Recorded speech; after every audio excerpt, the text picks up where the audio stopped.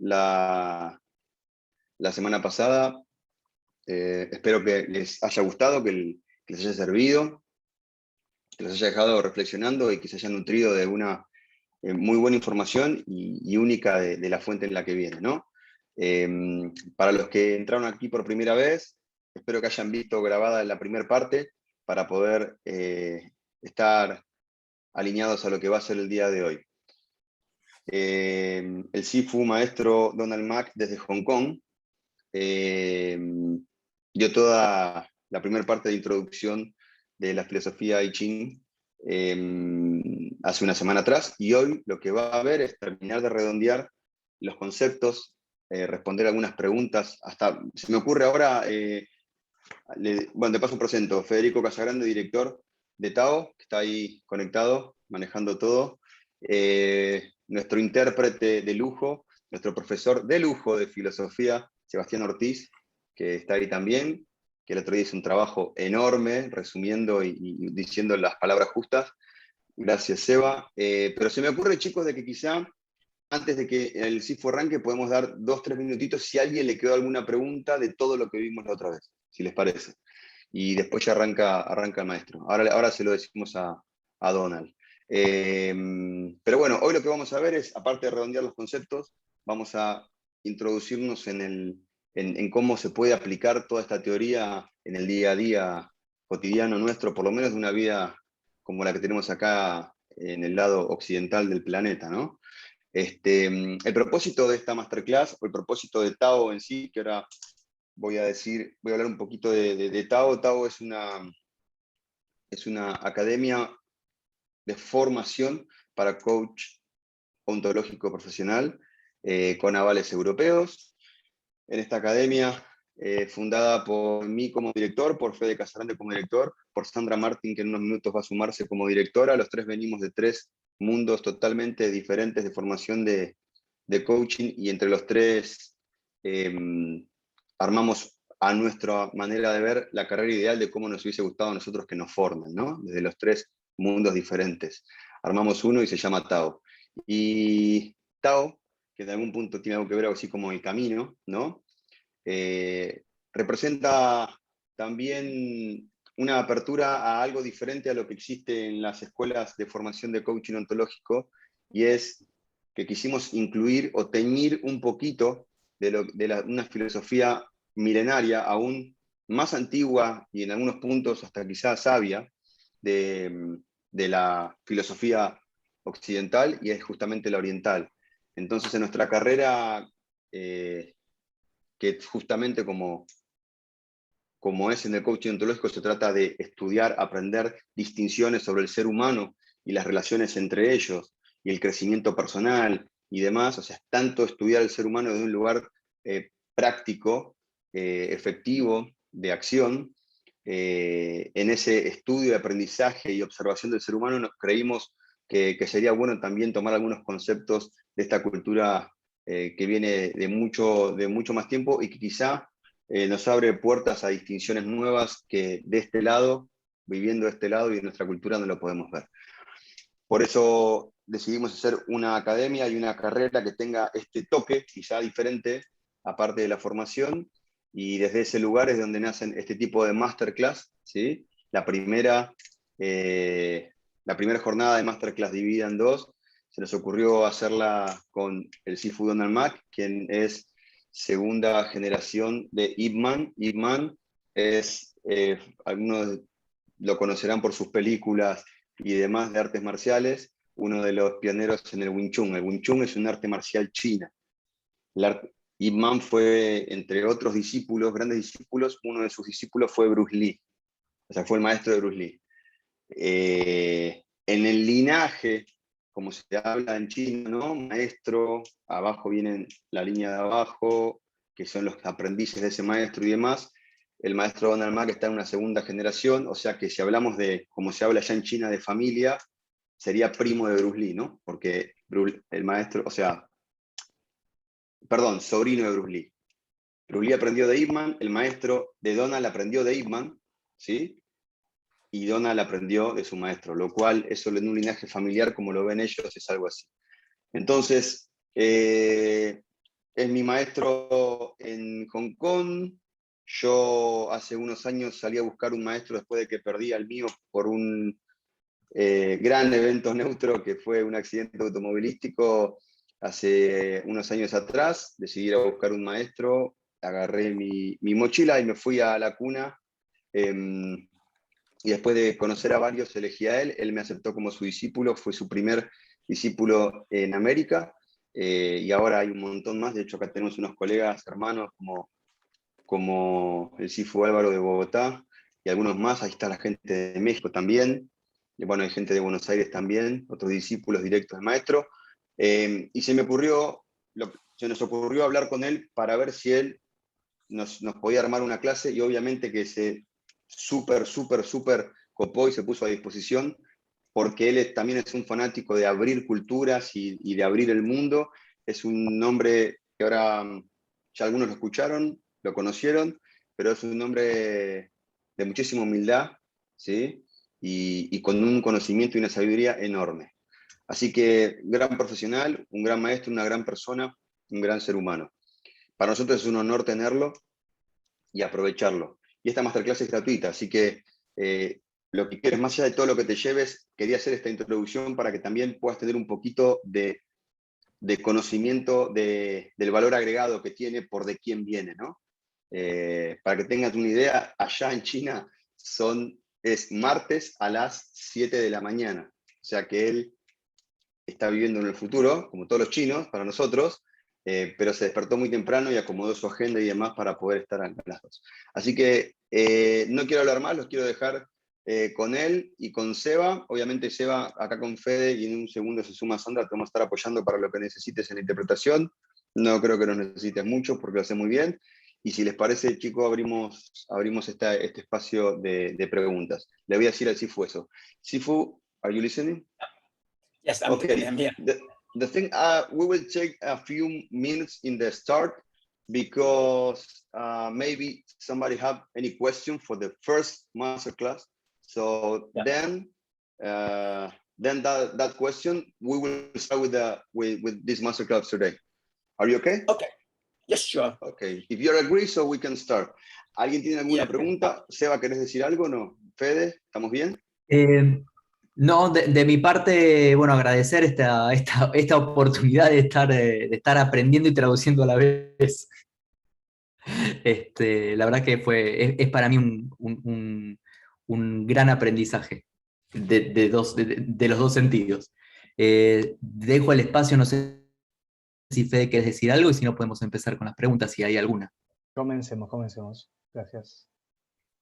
Perdón, una cosita más antes. Quería agradecerle, el Sifu Donald tiene otros maestros que son alumnos de él en Europa, y tenemos acá algunos de Rumania, de Rusia, de todos lados. Thank you everybody from Europe, the Sifu Donald student that you are there online. Thank you for being here. Okay. Ok, empecemos entonces. Arranquemos. All right. ¿Alguien tiene alguna pregunta? ¿Hay alguna pregunta que les haya quedado de la clase anterior?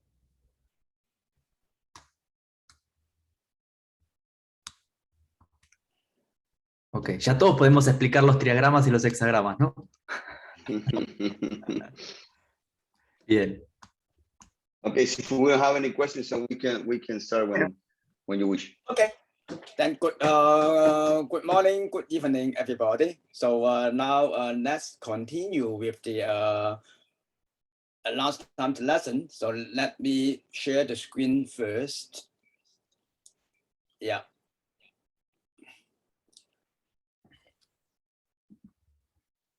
All right. Okay.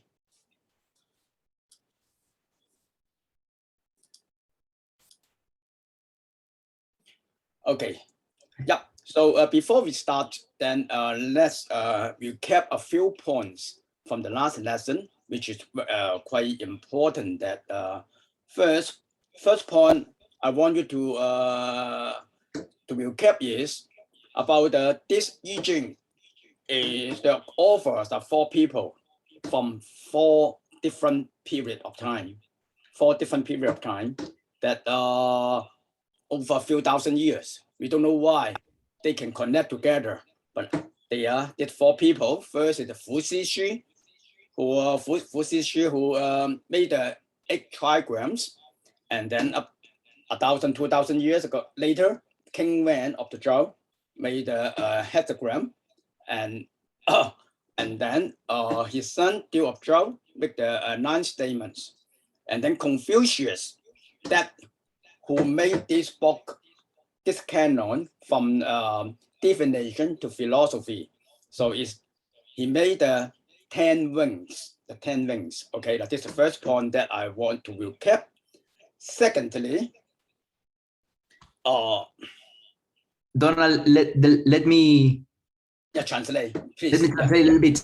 Esto es como un repaso de lo que vimos la clase pasada de cómo se compone el I Ching. Recuerden que hubo 4 personajes. El primero de hace 3.000 años antes de Cristo aproximadamente, que es Fu Xixi, que fue el que creó los hexagramas. Luego el rey Wen de la dinastía Chow en China, que fue, recuerdan, la dinastía que duró casi 800 años, que fue una de las más largas, que creó los statements, que vendrían a ser como los significados de los hexagramas. Luego su hijo, el duque de Zhou, él es el que crea los statements, que son las explicaciones, las líneas de explicaciones de cada una de las líneas de los hexagramas. Y finalmente Confucio, aproximadamente 500 años antes de Cristo, él y sus aprendices lo que hacen es crear una especie de código, ¿sí? Que lo que hace es traer un poquito de la mirada de adivinación hacia la mirada filosófica como camino hacia la iluminación. Okay, Don. Okay. Second point is about the concept of Tai Chi. Remember, bear in mind, ahora repasamos el Tai. Everything in the world has a Tai Chi of its own. Everything has its own Tai Chi. For example, our body, you can regard our body as a one Tai Chi. Or even we can regard as our arm. Our arm itself is one Tai Chi. Anything, you can divide into very, very little things as a one Tai Chi. Or you can extend it as a very, very big things as one Tai Chi. Bear in mind, this is a very important concept.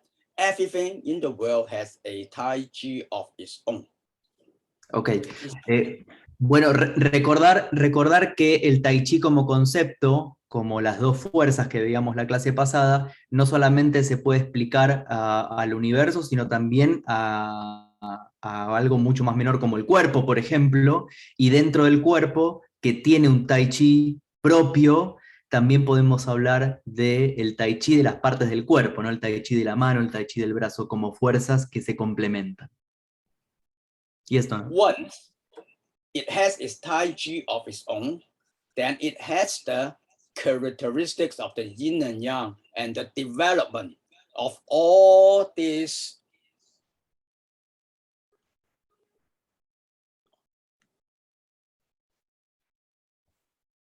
once it has its Tai Chi of its own, then bear in mind its development. Everything has these 6 principles of yin-yang philosophy. Recordar también que el Tai Chi está en constante movimiento y transformación, y que de las fuerzas del Yin y el Yang relacionadas surgen estas características, ¿sí? que se refieren a la complementariedad de las fuerzas, a la oposición de las fuerzas y al nuevo balance que viene luego de que el sistema se desbalancea. ¿Sí? Recordamos, las fuerzas eran la codependencia, el entrelazado, la interfertilidad, la interconexión, la transformación y algo así como el sube y baja, ¿sí? Incrementar y decrementar. Okay, For example, just a very quick example. For example, just now I said the arm. It can also be a Tai Chi. So now Tai Chi, that when a palm facing up is yang.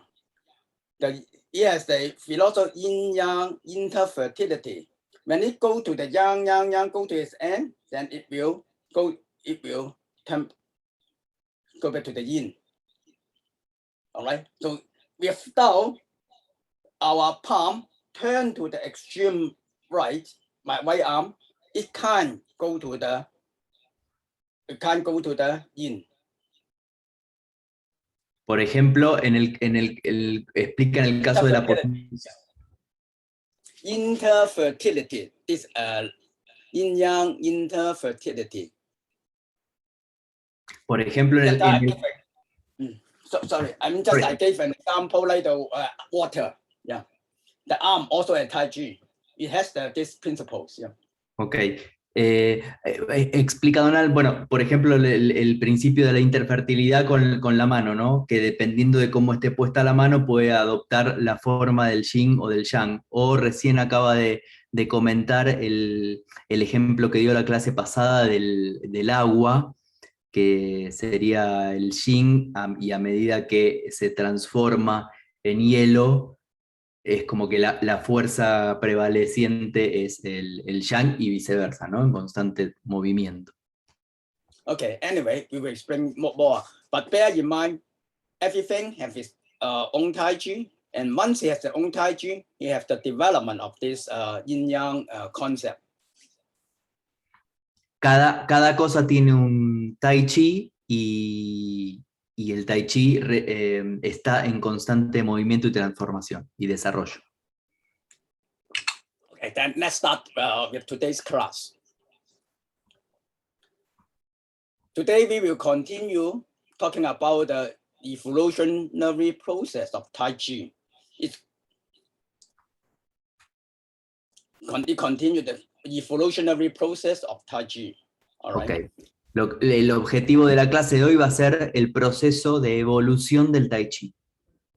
Now, pay attention, really listen carefully about this concept. It's very, very important. Very, very important for you to understand your life, understanding how the world comes into being, and then what you should do. This is very important. All right, and also very helpful, also beneficial to, if you do Wing Chun, then it's also beneficial to understand this point. Okay.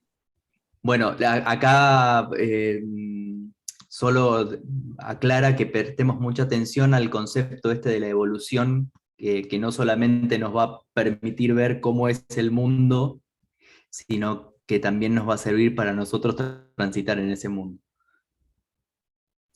All right. Tai Chi, first of all, look at this sentence. This sentence is written by Confucius from the 10 Wings. All right. And it said that, therefore, in the system of Yi, Yi Jing Yi, there is the grand terminus, Tai Chi. The grand terminus is Tai Chi. And en palabras de Confucio, I'm sorry, Donald, I'm going to translate a little bit. En palabras de Confucio, el gran término también es conocido como Tai Chi. Yes. So Tai Chi has the yin and yang, as I said. All right, yin and yang. All right. Now, from this point, from this cosmology point, the evolution process of Tai Chi, Confucius is very similar to Laozi, Taoism. Very similar to Taoism. Very similar to, I'm sorry. Taoism, Tao. Ah, okay, Taoism, okay. Taoism, Bien. yeah, Tao. Just like your name, your academy, Tao. Okay, Taoism. yes, exactly. Okay. Bueno, que el Tai Chi, repasando, también tiene las dos fuerzas, el yin y el yang, y estas dos fuerzas también se relacionan con el Tao. However, the difference is Confucius Confucius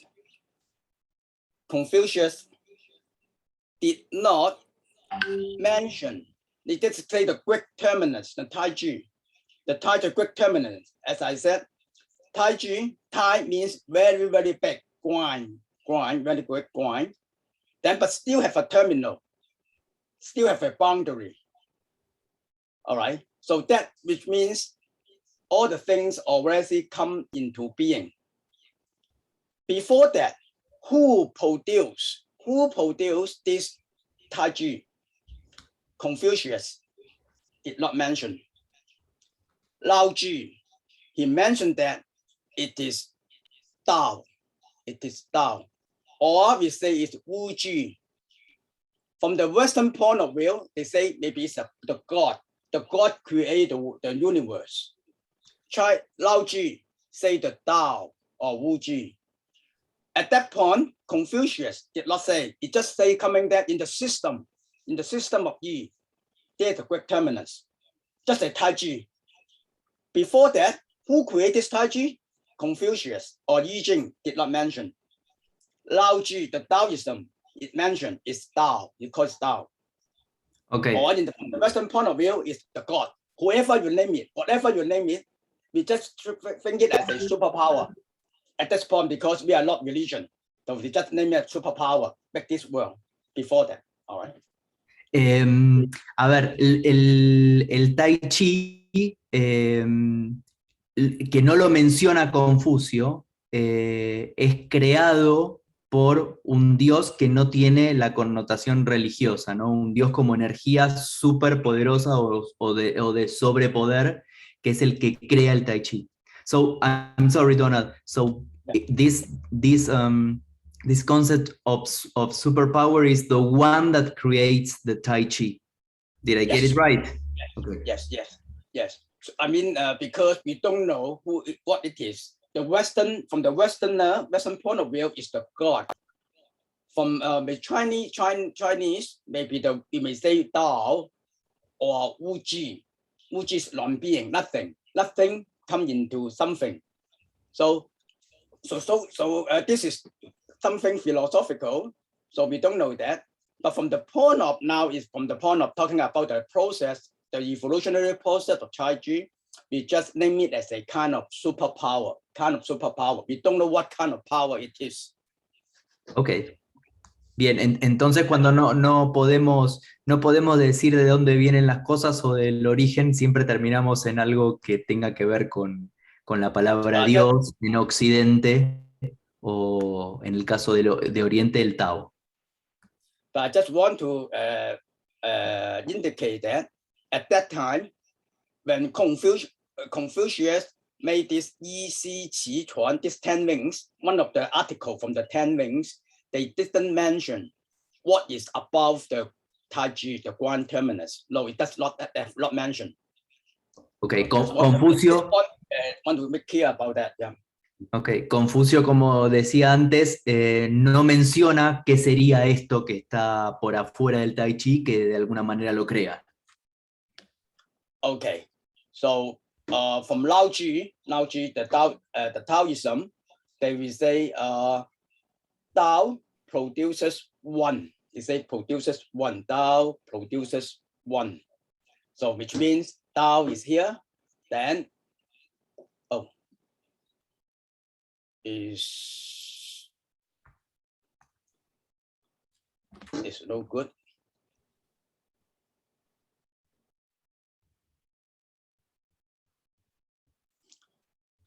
So now Tao create the Tai Chi. Now you can see the graphical presentation is just a grand terminus. It still has a boundary. That's a boundary, the Tai Chi.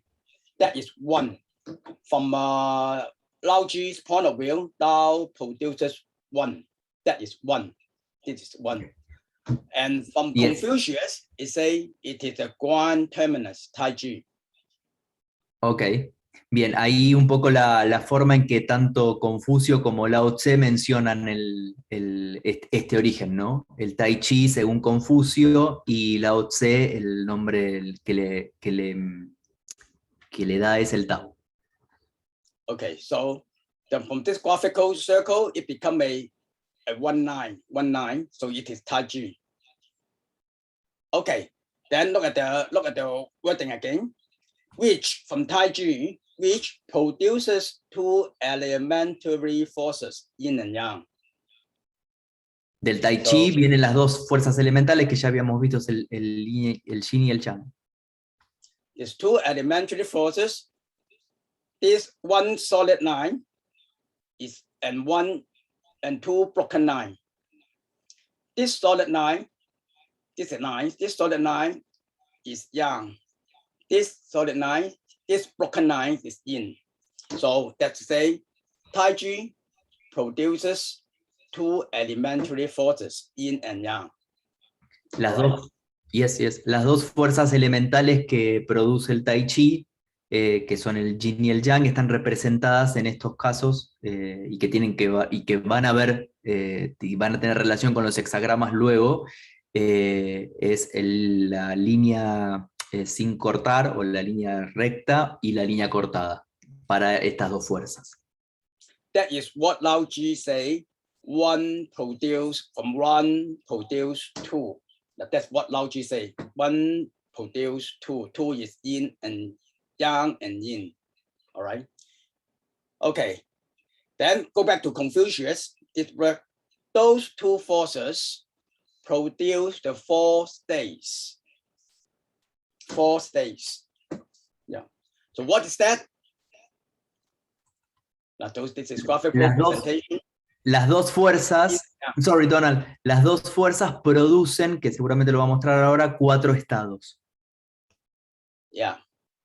Okay, so yin and yang. And then from these two forces produce the 4 states. 4 states, how do it come? 4 states. We also call this bigrams. For how?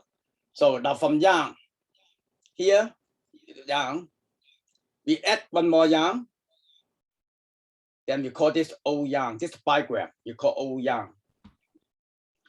And add one yin, actually this is a combination, it's the combination. Yin, it's called yang yin. And then from this yin, we add one yang, then we call this yang yang. And here we combine one yin, we call this O yin. And then the graphical presentation, you can now see that from the Tai Chi, inside the yang, we have the yin. Then inside the yang, we have the yin. Inside the yin, we have the yang. Okay. This is the 4 states. Yeah. Okay. En estos 4 estados, lo que podemos ver es la combinación de las líneas de las dos fuerzas, del yin y el yang, que se combinan de tal forma que hacen los 4 bigramas, que se puede ver mejor en el esquema del circulito con los puntos, ¿no? Cada una de las fuerzas, por ejemplo, el yang tiene el old yang y el yang joven, el yang viejo y el yin joven, ¿sí? Que sería el blanco con el puntito negro. Y del otro lado, la fuerza yin tiene el yang joven y el viejo yin, que sería el negro con el puntito blanco. All right. For those Wing Chun students, my Wing Chun students, I just now use the arm as a example. So maybe you can understand better. For the arm, the Tai Chi, this is yang, because facing up is yang. This O yang. O yin, because complete facing down, O yin. The Wu Shou, then this is half yin yang, this is yang yin. Bong Shou come to this side is yang yang. Yeah, so this is the 4 states. In terms of seasons, it can be a summer or autumn, winter, and also spring. Okay, so then that is come to the 4 states, just examples. All right. Okay. So, as I understand, depending on when of how the hand is posed, you have these 4 stages, no? Yes. Also, yeah. Ok, en un ejemplo que, como explicaba recién con la mano, tenemos digamos, la transformación y el círculo, ¿no? Del yin que pasa al yang. All right, look at the wording again. From these four states, which again produce the eight trigrams. All right, so let's see. Actually, in terms of here, in terms of mathematical expression is 2 to the power 2. So they got 4. All right, because you combine one yang, one yin, and one yang, one yin, which means it's a 2 to the power 2. This is the mathematical expression. All right. Cuando se combinan estas 4 fuerzas que derivan de las 2 principales, llegamos a los 8 triagramas, que ahora seguramente los va a mostrar. And which again produce the 8 trigrams. How to 8 trigrams? Another combination. Another combination is 2. Mathematics is 2 to the power 3. Okay. Look at it. 8 trigrams. First, you can see these two yang, add one more yin. Sorry, add one more yang. Then this is, we form the name of this trigram is called qian, and it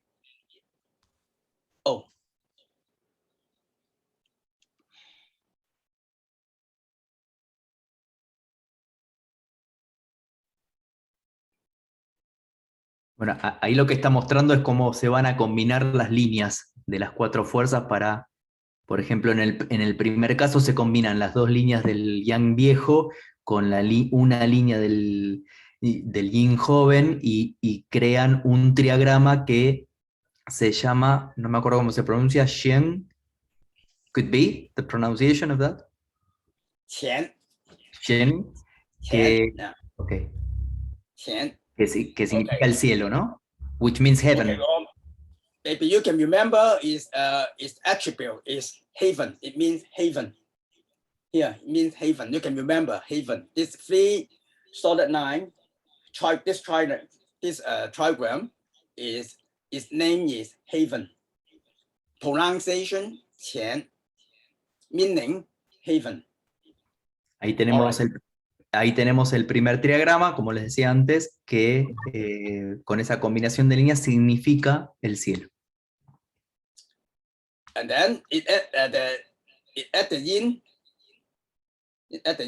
It becomes this. The name is dui. And it means the lake. All right, please. La segunda combinación crea el otro triagrama que significa el lago. Then let's look at the yang yin. From the yang yin, we combine one yang. We combine one more yang. From the yang yin, it's called li. It means fire. La tercera combinación, que serían de la fuerza del yin joven, crea el ideograma o el triagrama que significa fuego.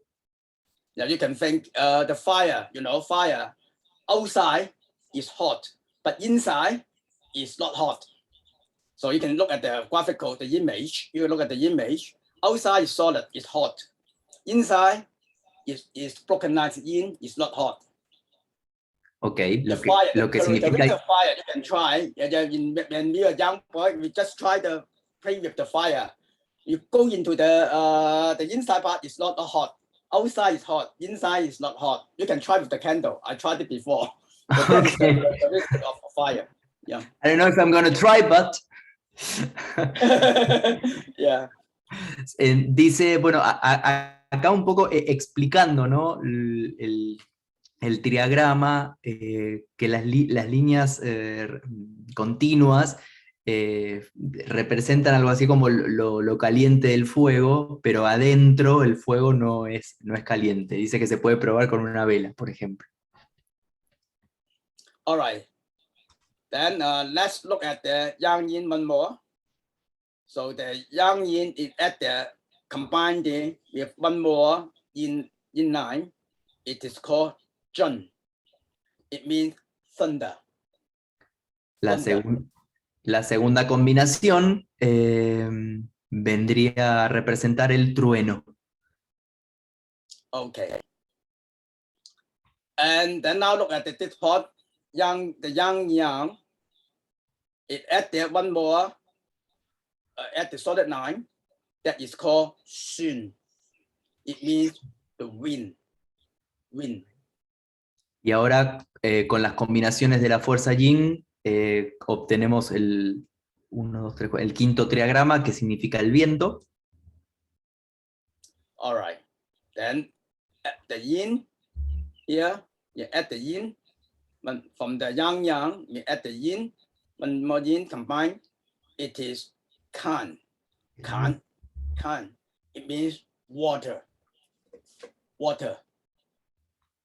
De la sexta combinación tenemos el triagrama que significa el agua. So you can also see the characteristic of water. Outside is soft, it's formless. Like Bruce Lee saying that when you put into a square container, it's square. If the round container is round, outside is soft, but inside is hard, is solid. It can generate electricity. It can, break through even the, a lot is very powerful inside. So this is a characteristic of water. Outside is soft, inside is hard, solid. Ok, ahí como en el ejemplo del fuego también dice que el triagrama muestra como que el agua por fuera es más suave y adentro es más densa. Por eso la combinación de las líneas. All right, then now look at the O yin. We add the yang, then this called this gun. It is mountain. El séptimo triagrama representa la montaña. All right. Then O yin at the yin, then it is called Quan. It means the earth, all the earth in the world, in the earth. Y el octavo triagrama representaría la tierra.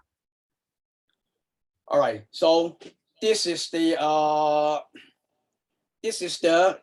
triagrams represent the 8 natural phenomenon in our earth. So the heaven, the earth, the lake, the fire, the thunder, the wind and water and mountain. That is, it's our surroundings. You can see all this around us. It's a natural phenomenon. That is from Fu Si Xu, make these 8 triagrams. And how this make, it is developed, the process developed like this. Okay? Bien. I mean, this process, Tai Chi, Yang and Yin, actually it is just a combination. Always come with two and then become 3.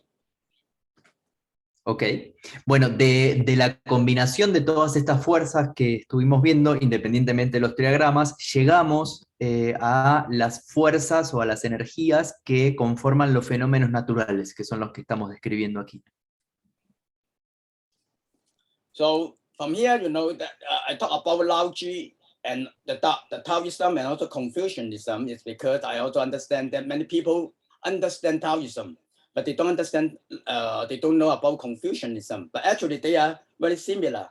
But the main difference is by that time, Confucius, that doesn't mention the superpower. They just come into the Tai Chi, all right? But both I Ching, Confucius, and Lao Ji consider yin and yang are the 2 forces of the universe which create myriad things.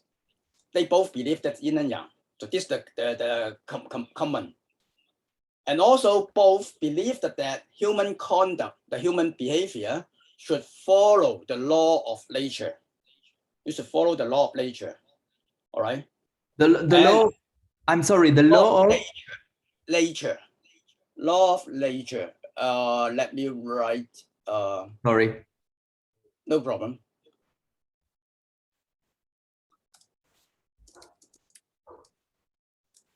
Nature. Yeah. Yes, I'm sorry. Okay. Yes, okay.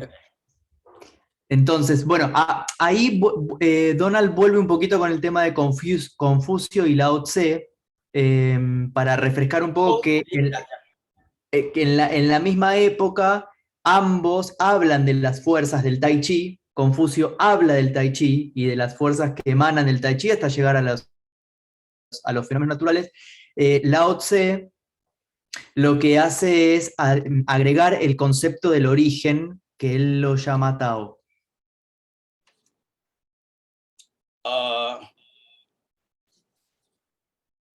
The only difference is now Confucius focus more on the young elements, the young side.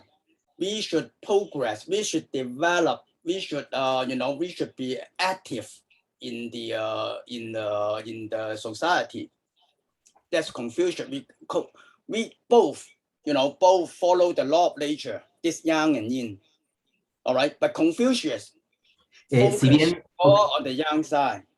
Lao Tzu more on the yin side, That we should keep quiet, we should be calm, we should, that is, after you understand that, then you know that when you do the Qigong, people will mention more on the yin side, on how to keep yourself calm, this sort of things. But for Confucius, man focus more on the yang side. Okay. Si bien ambos, Confucio y Lao Tse, hablan de las fuerzas y del yin y el yang, y ambos las tienen en esta filosofía, Confucio se centra más en la fuerza del yang como fuerza activa, como de desarrollar, de hacer, y Lao Tse se concentra un poco más en la fuerza del yin. The concentration that Lao Tse gives to the yin force is related to the Wu Qi. Yes, that's why when you do the inner alchemy, inner alchemy, kind of Qigong, inner alchemy, they focus asking to go reverse side, to go back to the Wu Qi, side. Okay. All right. So that is the philosophical concept to support what they are doing. Okay. Y esta idea o esta concentración que lleva Lao Tse un poco a la fuerza del yin tiene que ver con el Wu Ji, que no sé, yo personalmente lo traduzco como esto de rendirse, de ser reflexivo y rendirse a lo que sucede.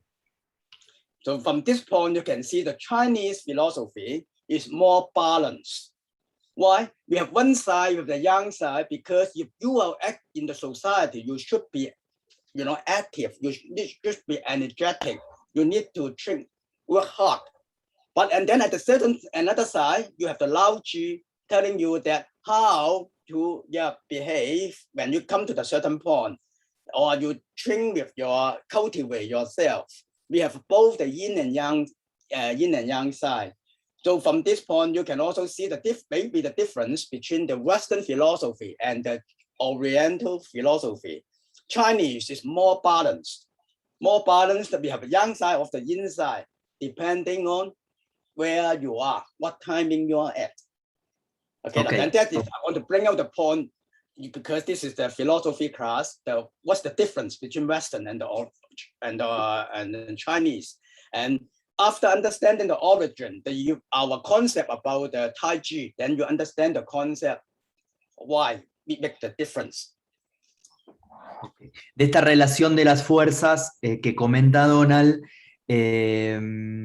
la fuerza yang es la fuerza activa, es la fuerza que nos permite a nosotros vivir en sociedad, ¿no? Con energía, con acción. Pero a la vez tenemos la fuerza del yin que nos enseña también a cómo, how to behave, cómo comportarnos con nosotros mismos, cómo cultivar nuestro propio ser. Sorry, Donald, I didn't understand the main difference between the Chinese philosophy and the Western. I mean, yeah, that you mentioned. we are more balanced. We have the both yang and yin side. Okay. Yang side, yin side. But I'm not sure with the Western also lot of balance or not. But we can see the two main force of philosophy is we are more balanced. We can have the yang side and yin side. Yeah, always harmony, always balance. That is, we always also want to maintain harmony relationship with others. Okay.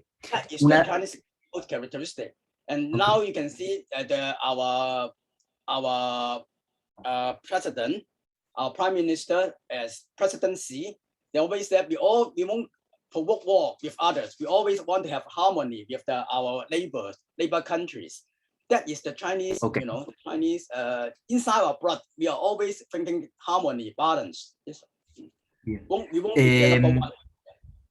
Okay. Un poco a diferencia de la tradición occidental o filosófica occidental, Donald de alguna manera comenta que en la filosofía china lo que prima, o lo que prima es el balance y la armonía, que quizás no se ve tan gráficamente en la filosofía occidental.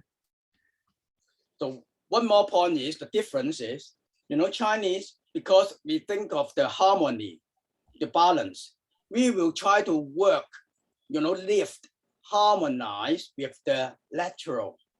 We won't try to conquer the lateral, maybe from the Western, they try to explore what is the, what's in the space. You try to conquer the space, we try to control it. But for the Chinese mentality is we try to lift harmony with the, with the space, with the universe. Okay. That is between the difference. We always call harmony, balance, harmony, balance, harmony, balance. That is in our philosophy. From this, you can see the point. You can see that, yeah. Bien. Bueno, de vuelta, en la filosofía china y oriental siempre está asignada por el balance y la armonía, y por ejemplo comenta que los occidentales, a través de su filosofía, y después, esto es mi agregado, después también de la ciencia, hay una cosa más que es el tema de conquistar, ¿no? El tema de ir siempre más allá y de conquistar. Hablaba, por ejemplo, del viaje a la luna, ¿no? Pero siempre los chinos y los orientales están concentrados más en el balance de las fuerzas, más que en la conquista. So you may look at this from the Western philosophy. They sometimes always, even the statue, they were very muscular, very powerful. And Chinese statue pictures sometimes always is the mountain, the river, this calm like that. That you can see the difference. And also you can see our eating culture. We like to eat together in a round table, all together, harmony. Western, they eat on their own dishes. Their own dishes. They eat with his own dish or their own plate. But we eat together. This is also the difference because of the harmony and also the individualism is the difference between our mentality. Yeah. Y una de las características del hombre occidental es su individualismo y la fuerza, como por ejemplo se muestra en El Pensador, que pueden ver ahí en la filmina a la derecha, musculoso, ¿no? Como que tiene que ver un poco más con la fuerza y el individualismo en comparación con la filosofía oriental, que tiene que ver más con la armonía y el compartir.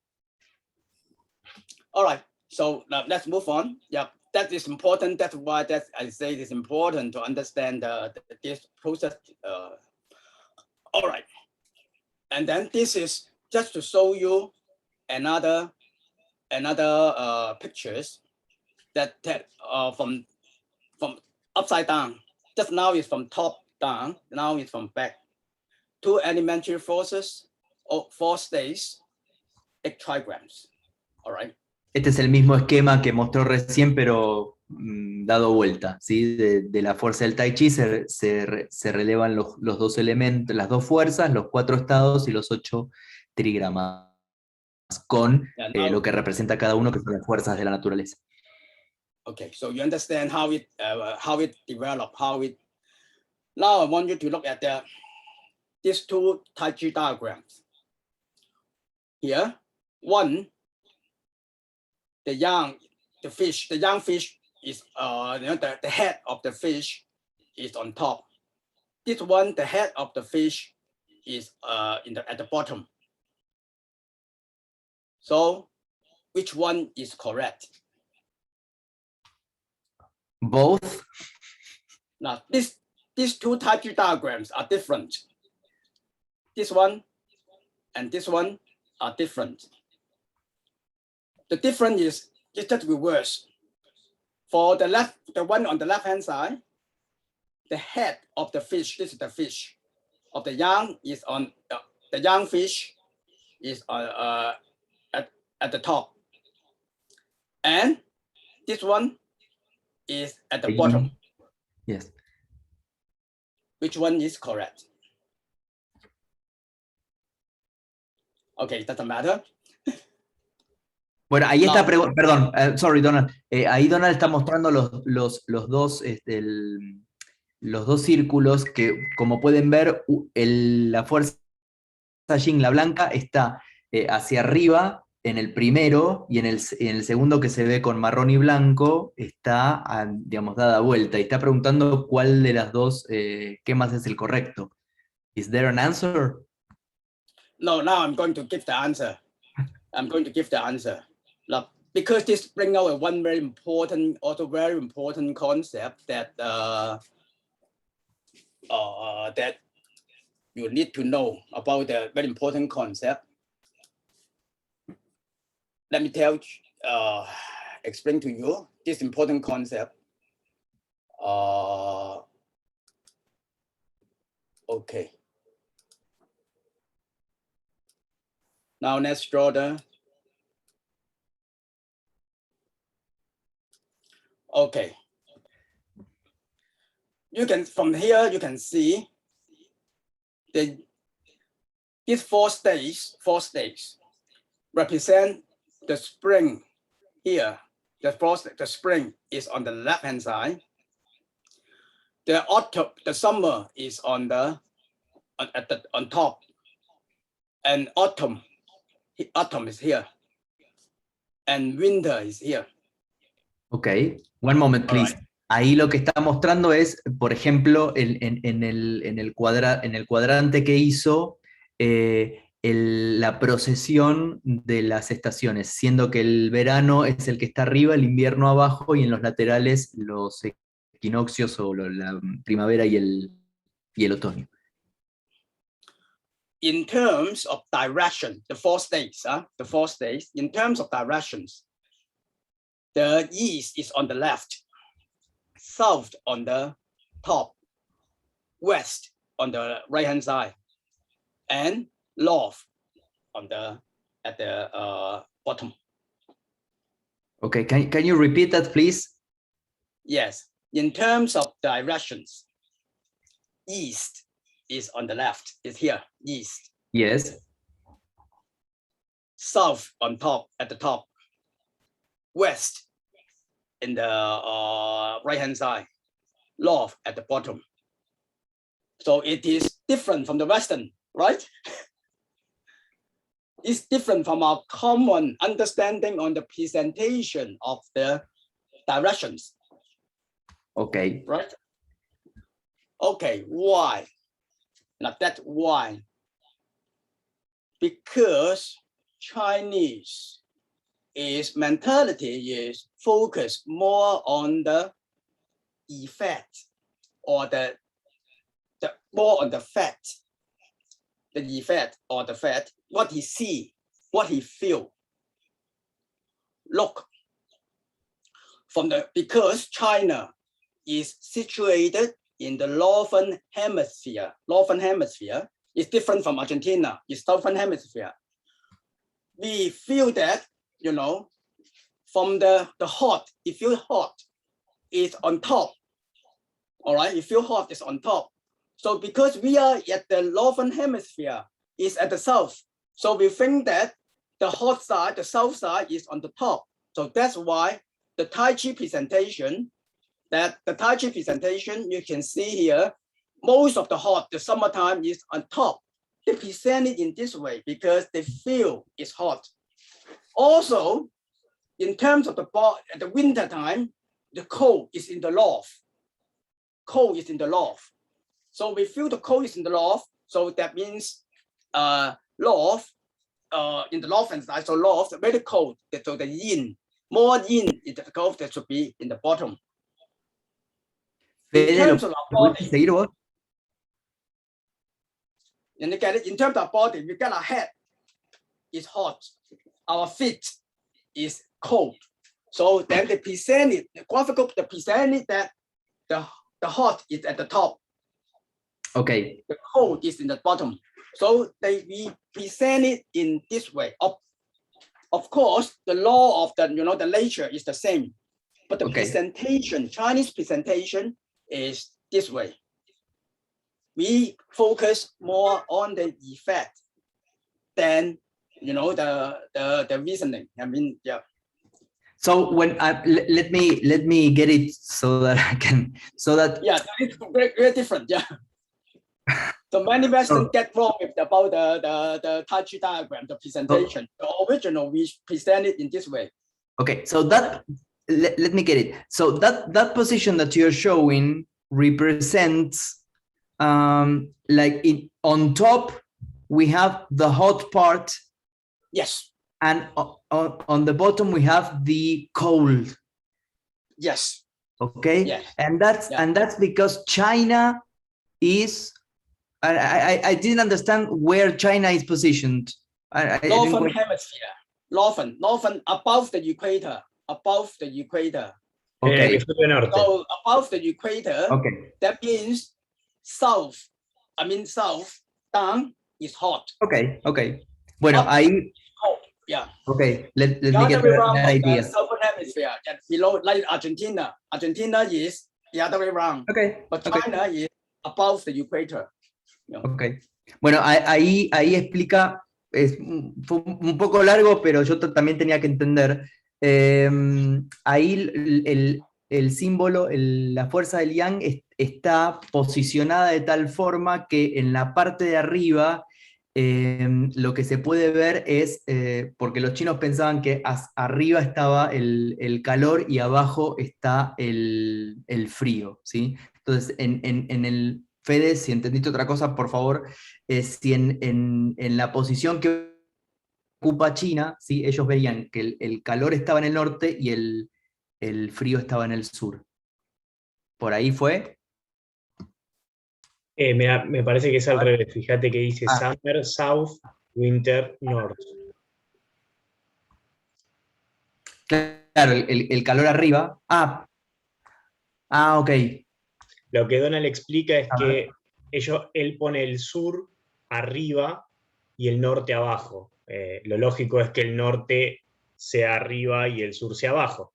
Por eso explica que es al revés, porque ellos al estar en el hemisferio norte, lo que sienten cuando suben, o sea, al norte es frío y lo que sienten cuando bajan es calor.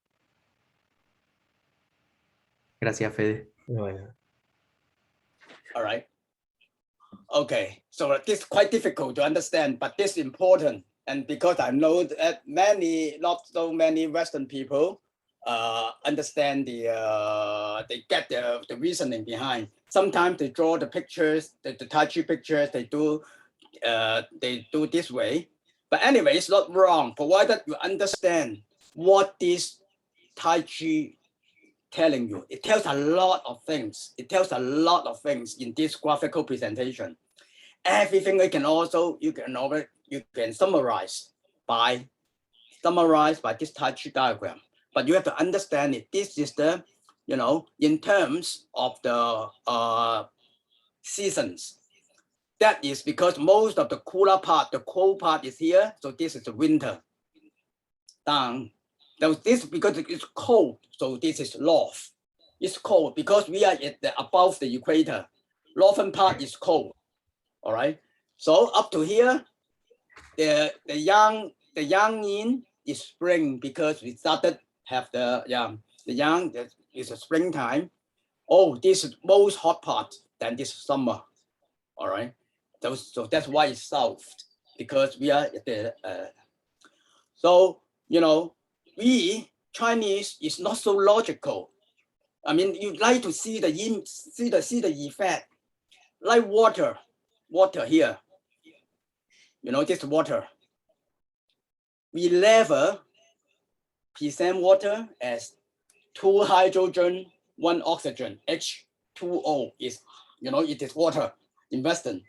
But we just present it as outside is soft, inside is solid.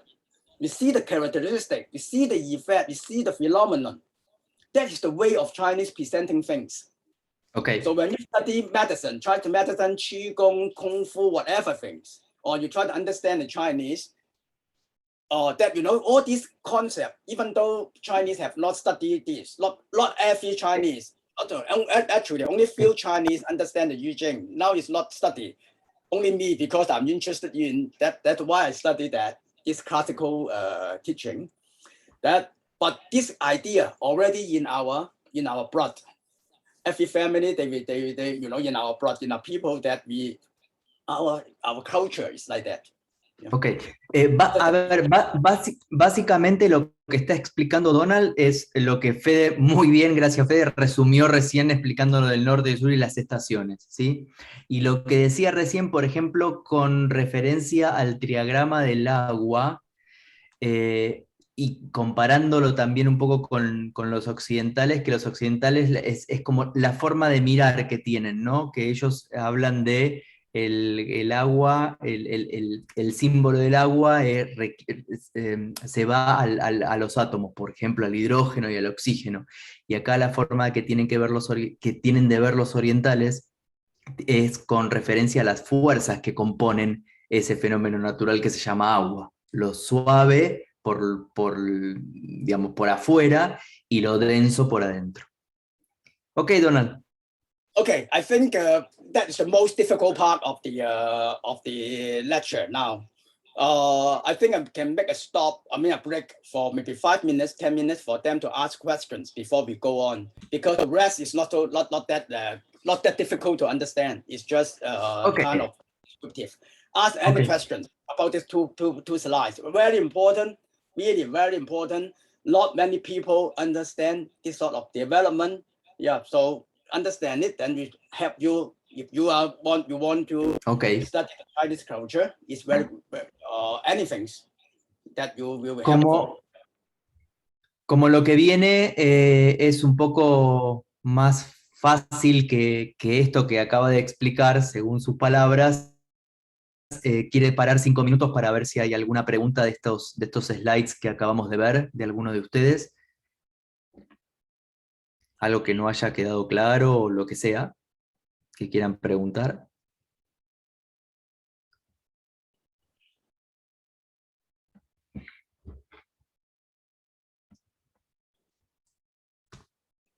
Yeah, maybe they need time to digest. It seems you left everybody speechless, Donald. Yeah, but anyway, we have the video recording. You can look it again, and then you can watch it again, and then see if you understand it. Okay. Yeah. So, bueno, entonces podemos continuar. Sorry. So we can continue if there are no questions. Just understand is Eliana? binary system too. I'm sorry, Donald. There's one question here. Yeah, please, Dale, Eli. please. Good. Que no me quedó claro al final cuál estaba bien de los dos símbolos, o sea, si el ram hacia arriba o hacia abajo. Okay. O si es depende de qué fuerza, digamos, prevalece más. Okay. So, Donald, Eliana is asking, I mean, she didn't quite understand which one of the two diagrams is correct, if the black and white or the brown and white. Authentic. This should be correct. The black and white one. This one. Can you see? Then this El one. primero, Eli. Let me.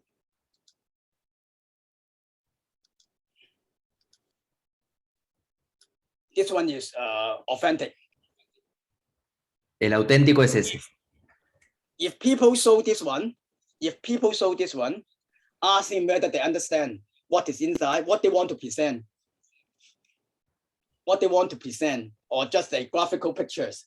If they just like a logo or graphical pictures, then well, it's up to them because you can just say design.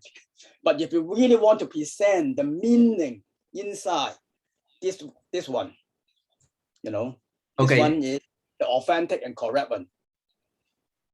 Bueno, You know, es el primero, el blanco y negro. compass, the compass, you know, is pointing to the north, should be, right? Compass, you know, compass. Yes, brújula. yes, la brújula. You know, compass. Chinese saying that is pointing to the south, pointing to the south meter. They are Okay, not, they are not en pointing to the base a- north. But you know that it's pointing to the north, but we say it's pointing to the south because Okay. north to us is here, is on top. Ok, para los chinos, dice Donald que la brújula, aunque ellos saben que está marcando el norte, ellos dicen que está marcando el sur y que tiene relación con el gráfico este que está presentando acá, ¿no? El blanco y negro y que tiene que ver con que la parte de arriba está hacia el sur, porque hacia el sur está el calor y hacia el norte está el frío, para los chinos. Yes. So you know the needle of the you know, the pointing to the south, the compass, the needle of the compass is pointing to the north, but our translation is pointing to the south needle. Okay, because it has to be in relation with the Tai Chi. But the law of course is the same. You know, the law of nature, everything is the same. But just the way of presentation. Not that, but you have this understanding. You also help you to understand the Chinese. About is you want to study the Chinese things or Thank the you, culture. All right, then we move on. And more questions? ¿Alguna otra pregunta? Por favor, abran el micrófono y pregunten. Okay, then we move on. Si no, continuamos. Now, it's very quick. Now it's very quick because it's simple. The nines, we already talked about. The nines are two lateral forces in the universe, yin and yang, which determine the development of myriad things that I've explained already. Why it determines the development of the myriad things. Just now is the combination, adding, combine combination. And yin is broken nine, yang is solid nine. Through the interplay of these two forces, yin and yang, all things are produced. Here. Ok, ahí es como repaso recuerden de las líneas quebradas para el yin, la línea sólida para el yang, y a través de la combinación de ambas sucede todo. Yeah, this simple already explained it a lot of time. Then come to the X diagrams, you already know how it produced it. But I want you to, for this trigram configurations, I want you to know its particular attributes. I want particular attributes. These particular attributes are. Excuse me, Sifu, just for note, we are in an hour and 15 that we started, so we have only 45 minutes, okay? Just for note. How many minutes? 45? Yes, very quick. After that, it's very quick. Yeah. Okay. After that, very fast because the most difficult part we already gone through. Yeah, right. I suppose so. All right. Thank you. So here now, with the X trigrams, you know the X trigrams, but I want you to notice X trigrams, this X lateral phenomenon, heaven, earth, and also water, fire, sort of things. What does it represent in the human world to describe as a person? What does this X trigrams to be used in the human world to describe a person? You got me? So maybe we go through the point. Haven.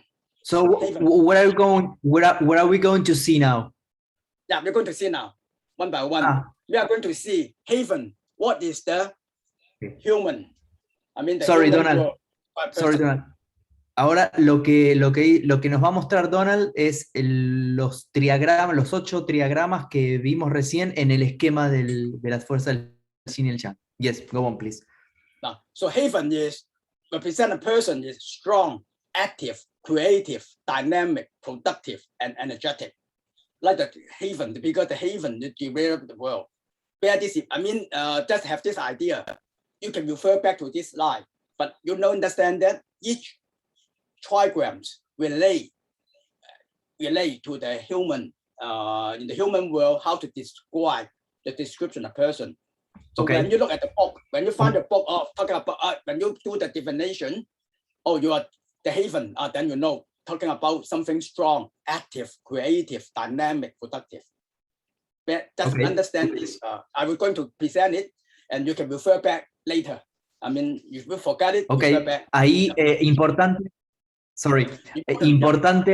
importante tener en cuenta acá que todos los triagramas que representan una fuerza de la naturaleza tienen relación con ciertas características que pueden aplicarse al ser humano. Por ejemplo, el cielo tiene las características de ser fuerte, activo, creativo, dinámico, productivo y energético. All right. Like, it is delighted and pleasing, happy, joyous, delighted and pleasing. El lago es alegre, encantador, complaciente. Fire. What is fire? Bright, clear, and understanding. El fuego es brillante, claro y que comprende, comprensivo.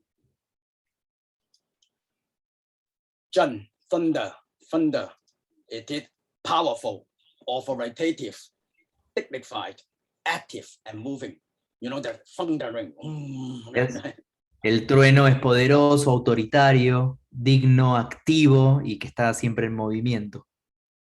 You know, this all describe a person's character and conduct. The character and conduct describe a person. All right. Esto también, todo esto que estamos viendo, como les decía antes, representa la conducta de una persona también. Se puede aplicar a la conducta de una persona. Okay, wind means gentle, penetrating. You know, wind can penetrate to everything. Penetrating, flexible, and obedient.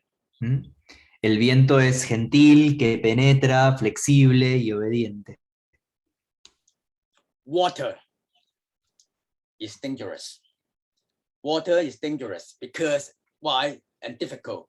When you look at the book, I mean the I Ching, when you talk about when you get the trigram as kind water, then you think this is a dangerous situation. Because in the old days to cross the river, always water is more dangerous than a mountain.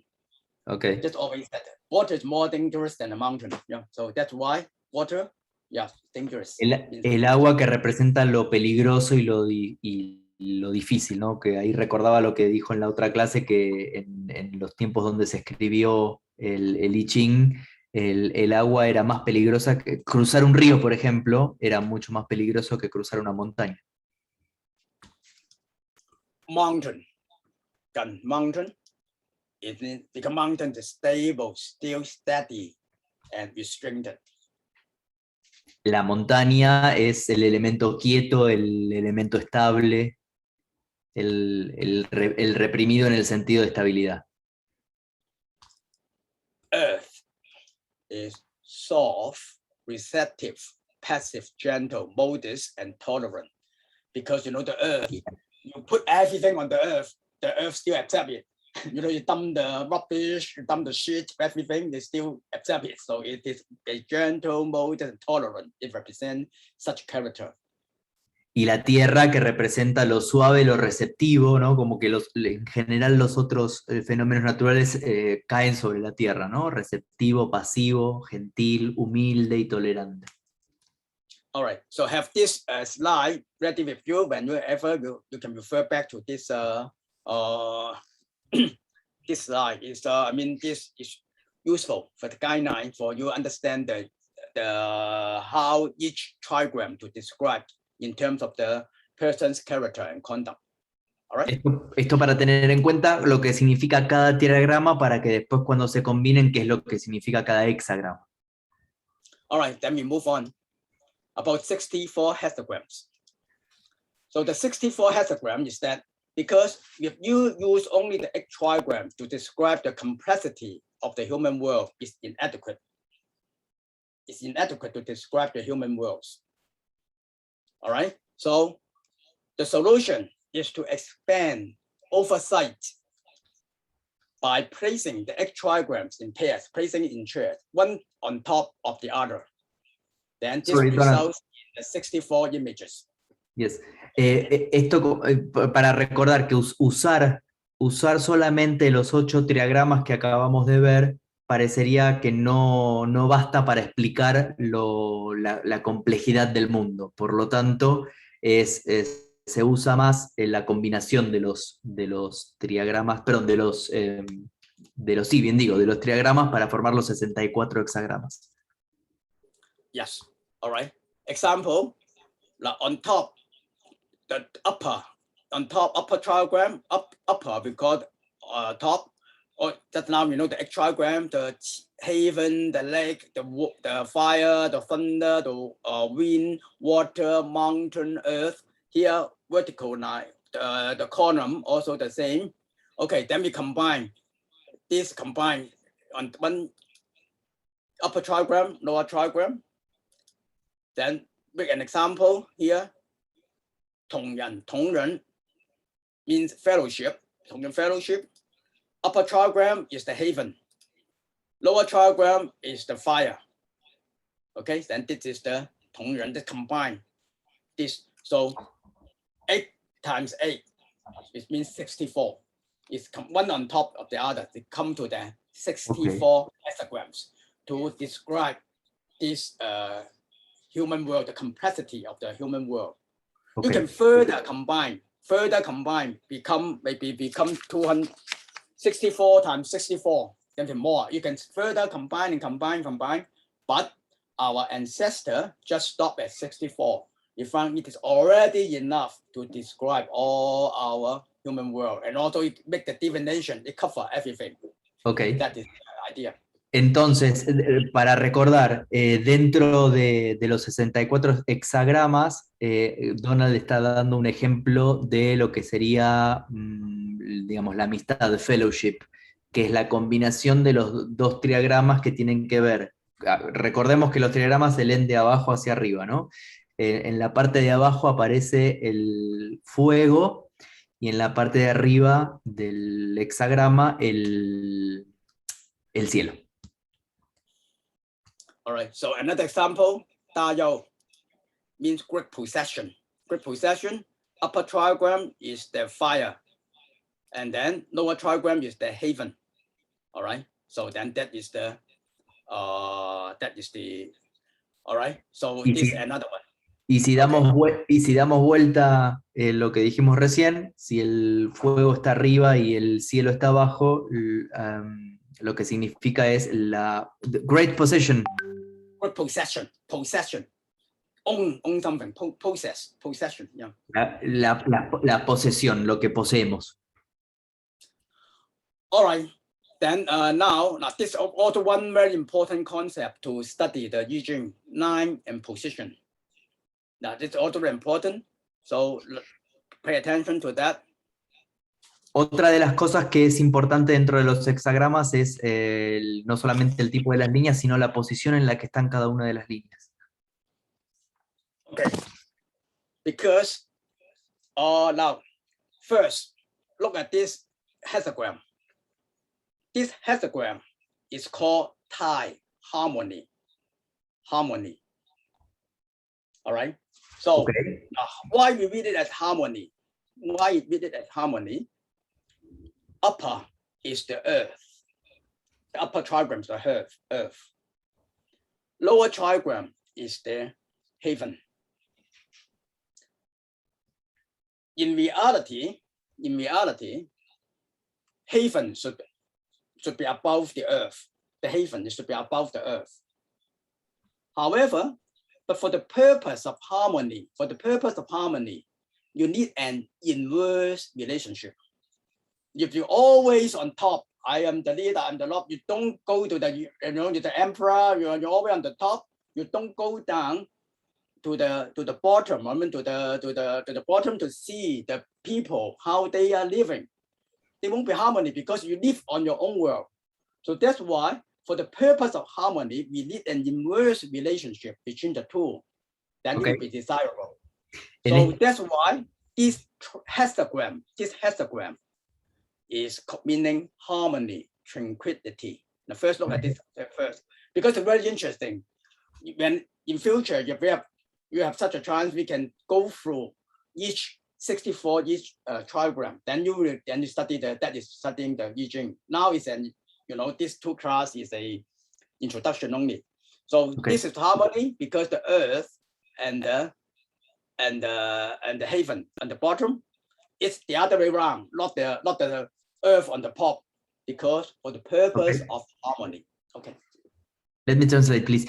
Bueno, ahí un ejemplo de un hexagrama que significa la armonía, que la parte de abajo, el diagrama de la parte de abajo representa el cielo y el de la parte de arriba la tierra, y que precisamente, contrario a lo que nos podemos imaginar, que el cielo está arriba y la tierra está abajo, la armonía tiene que ver con invertir la ecuación para que exista. Esto es un poco la explicación de por qué en la posición el triagrama que significa el cielo está abajo del que significa tierra. All right. I just use this hexagram tie as an example to explain 9 and position. All right. So 9 and position. So look at the, we call the yang and yin position. Yang and yin position. Here. Sí. 1, 3, 5. We read from the bottom.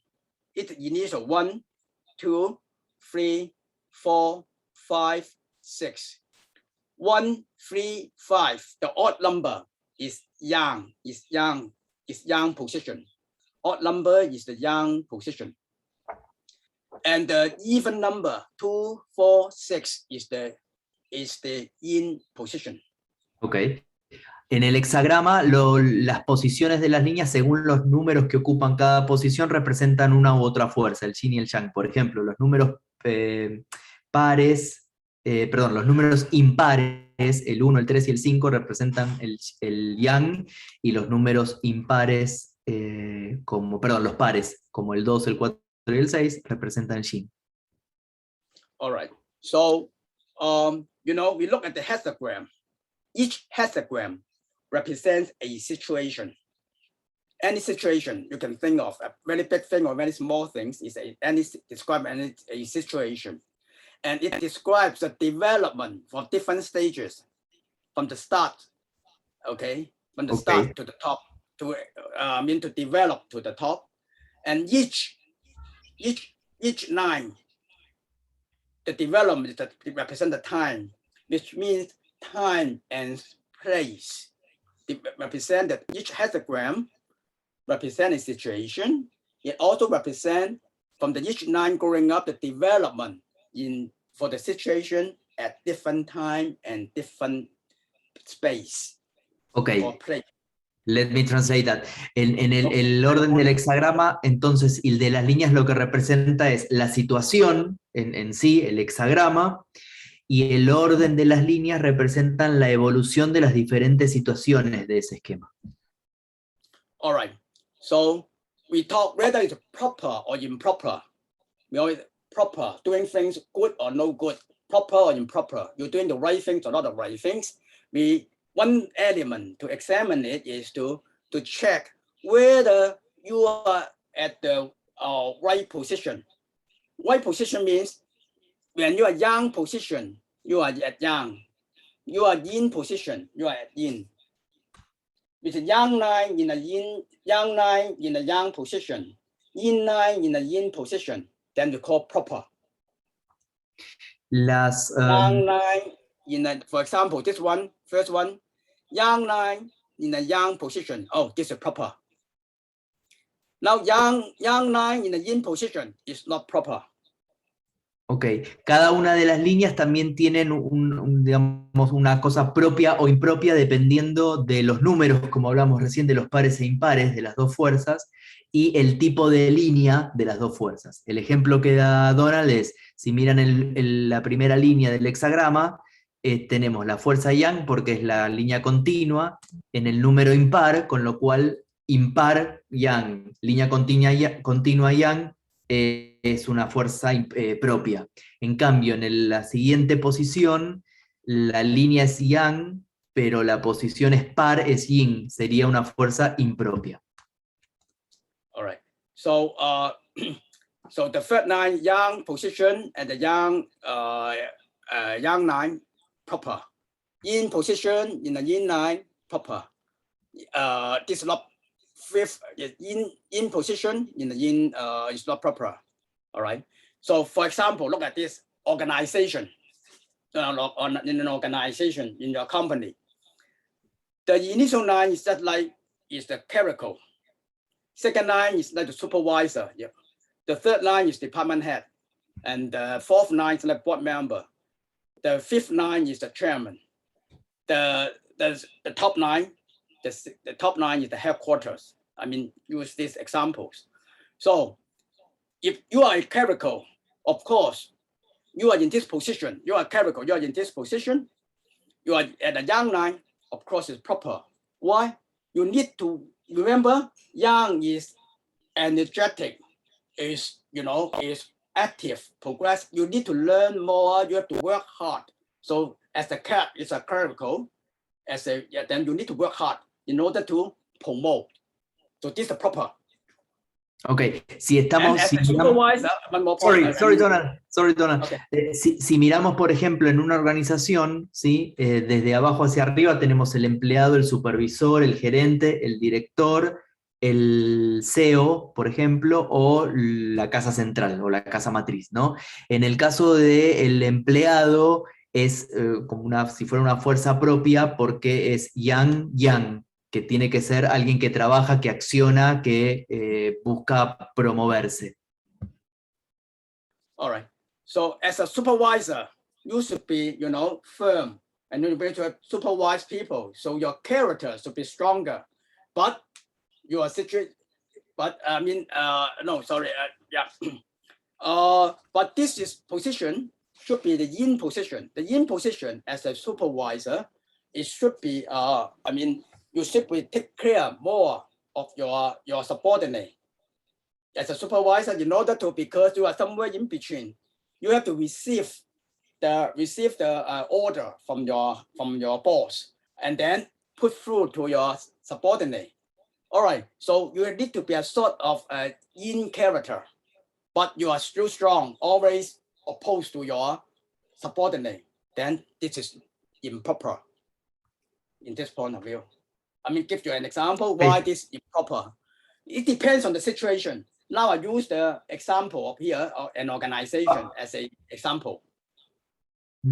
Sorry, Donald, why would it be improper for the supervisor? Because this is a okay, why supervisor? Yes. Because supervisor is the middle level management, middle level management that you need to receive orders, receive instruction from your boss, from your upper boss, and then to put through to your subordinate. Okay. However, if you're very strong, you don't know how to, get around how to translate the orders from your boss to your subordinate. You're always strong, very tough. Then no one will work for you. Okay. Sorry, let me say that, translate that. El caso de la segunda línea o de la segunda posición, por ejemplo, el supervisor, donde se combinan una fuerza yin y una fuerza yang, tiene que ver con el grado en el que el supervisor es yin porque recibe instrucciones o lineamientos de su jefe, pero también tiene que ser firme con sus empleados. So su then, equipo. now look at number 5. Now this is the same similar. You have to number 5, line number 5, the chairman. Your chairman should be at least a young position, but you are yin. Then it's improper. You know, a chairman, you have to give very authoritative. You have to give instruction. You have to be very firm to carry out. I mean, because you are the top already. So then that's why it is to be young position. You are yin, then it's improper. Ok, es el mismo caso con el CEO o el chairman, es como en el caso del supervisor, ¿no? Una combinación impropia porque hay de las dos fuerzas. Number 6, the top headquarters. You know, headquarters always just give instruction. They never be tough. They always ask the chairman to do things. If you know, the headquarters always give policy, make the policy, make the things, but they won't execute by himself. The headquarters never execute. So in that sense, this is yin. So it is proper position. A bit softer, but still making policy. But carry out, execute is the chairman. Ok, en el caso de la última línea, que es, por ejemplo, la casa matriz o la casa central, es propia en el sentido de que están las dos fuerzas relacionadas con el yin, que tiene que ver con el diseñar la estrategia, por ejemplo, en una organización, pero no son los que ejecutan esa estrategia, siendo los que ejecutan, por ejemplo, el CEO o los jefes o los supervisores. Yeah, so that's the values of I Ching. To understand, to do the right things at the right time. Understand who you are. Because one action, you do something in one time can have a different effect to have different effect in a different time place. So in order to act properly, one must know when and where, and when and where to act, and when and where to stop. So that is the value of I Ching. Esto también nos enseña a entender también la oportunidad y dónde estamos parados para saber cuándo tenemos que actuar, o sea, cómo se relacionan esas dos fuerzas, ¿no? Cuándo actuamos o cuándo somos más receptivos. Donald, does it have to be, for example, with the example that you gave last class of the father and the son? Yeah, sure, yes, exactly. All situations, you have to use your brain to interpret, to understand, to know yourself, know your surroundings, know your environment, understand everything, you know, to decide to do the right things. So this is one of the guidelines we call the 9-position link. 9-position link. This is the one of the elements you have to consider. 9-position link, whether you do the things proper or not improper. All right. Okay. Sorry, Donald. Un ejemplo que dio Donald la semana pasada con referencia a esto que nos enseña de saber dónde estamos parados, de saber cómo nos relacionamos con las fuerzas, etcétera, era, por ejemplo, el ejemplo que daba él del padre, de que nosotros, por ejemplo, somos padres, somos la fuerza yang con nuestros hijos, pero también nosotros somos hijos, como que en la misma situación están de alguna manera relacionadas estas dos fuerzas. Ok, Donald, go on, please. So, but the 9-position link, just now we call the improper position. This proper improper position is only one element. Only one element to read the commentary on the 9-position link, because you know the I Ching, they have a different statement, they have different commentary. So when you look at it, how to interpret it, how to interpret the I Ching, the 9 statements, you have all these central position, interconnecting position, carrying position, proper position, intimate position, so on and so forth. All these elements to think of, to consider in order to interpret the 9 statements or the hexagram statements. Okay. Now we only, to this class, we only cover proper position, improper position, 9 statement, and time space. Only these 4 elements. The rest we have not talked about that. Because to talk about that, that will be a very big class, and this your whole life you have to study about that. But just let you know, you are only having this fifth. I think it's quite key and important that, and then the rest also important. But you have to, when you really go deep into this profession, or you really want to use it, then you need to study it.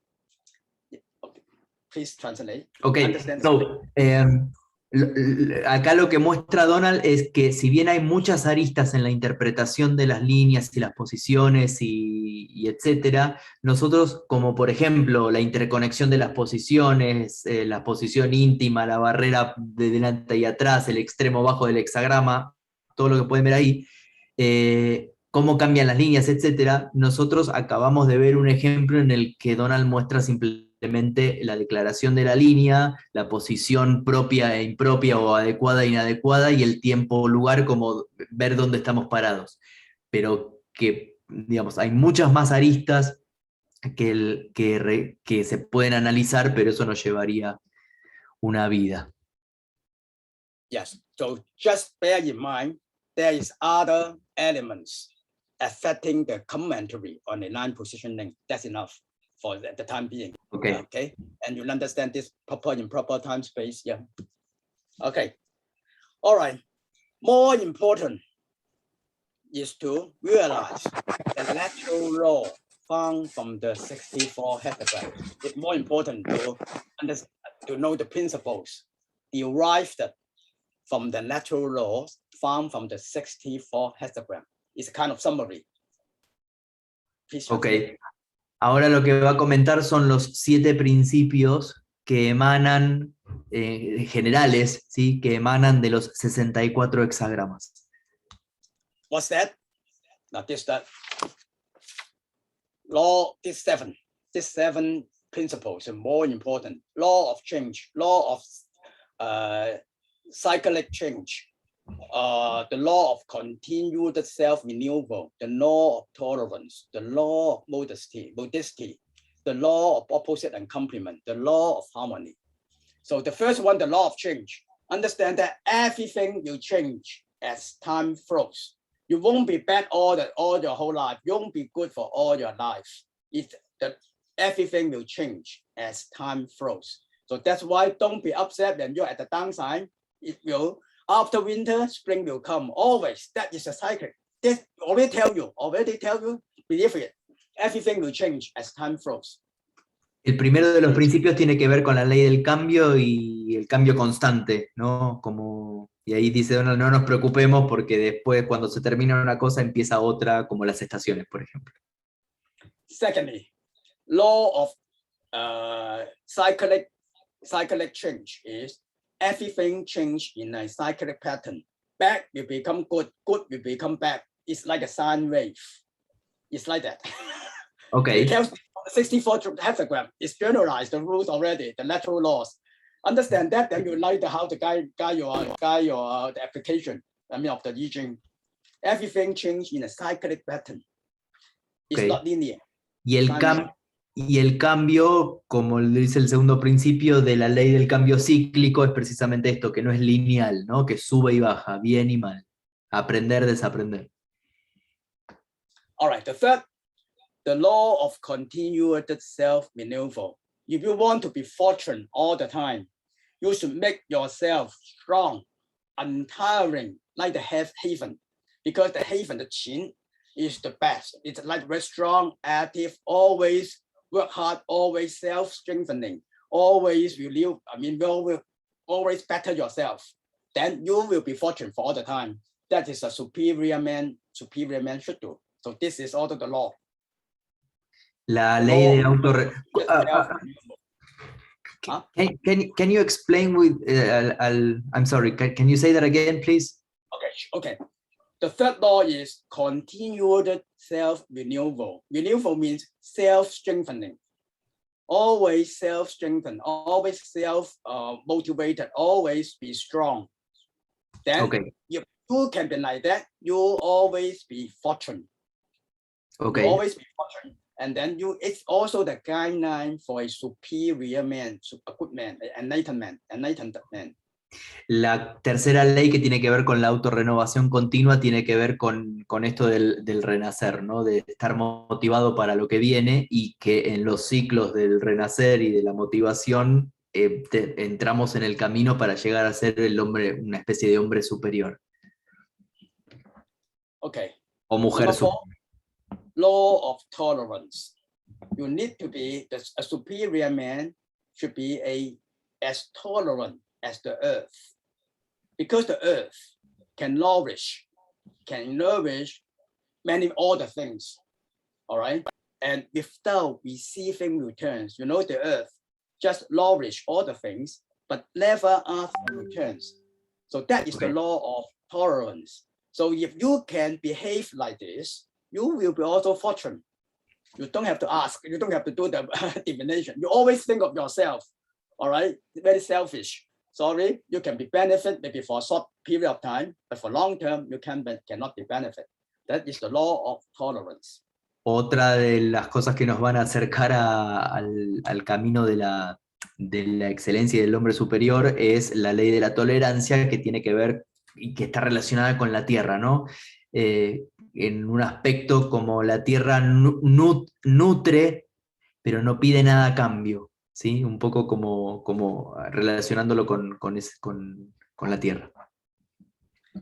Number 5, the law of modesty. The law of modesty, you know, the hexagram 10, I explained before, I mean, the last lesson, is considered the most fortunate situation among all the 64 hexagrams. Humble, you know, humble, that modesty is the most fortunate. You will win all the time if you are humble. But one thing that's important is, if you don't have such ability, you cannot call you a humble. You are really get the ability, like the mountain, you know, the mountain on the earth, below the earth, like the mountain, but you don't show up. If you simply not on the mountain, then you say you just try, or just, and this is not humble. Make the difference between that. La ley de la modestia tiene que ver con, más que modestia, los que estamos en el ámbito del coaching lo llamamos la humildad, ¿no? El ser humilde, el estar abierto al aprendizaje. Y Donald dice que es una de las leyes más importantes de los 64 hexagramas, las que si la incorporamos es la que nos va a dar la fortuna. Okay, number 6, the law of opposite and complement.